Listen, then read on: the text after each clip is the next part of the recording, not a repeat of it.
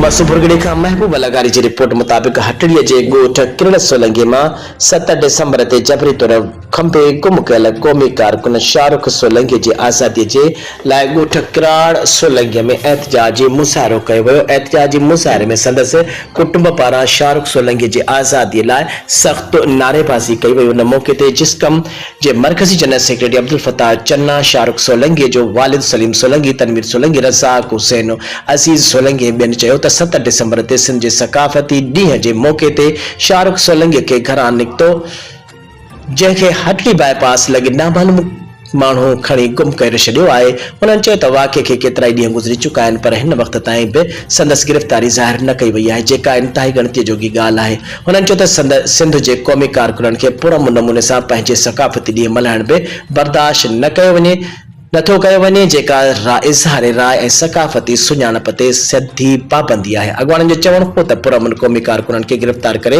गुम करणु आईन कानून इंसानी हक़नि जी खुलियल भञकड़ी आहे। एहतजाज कंदड़नि मुतालबो कयो त शाहरुख सोलंकी जी गिरफ़्तारी फौरी तौर ते ज़ाहिर कई वञे, संदसि ज़िंदगी ऐं सलामतीअ खे यकीनी बणायो वञे, खेसि बिना कंहिं देर आज़ादु कयो वञे।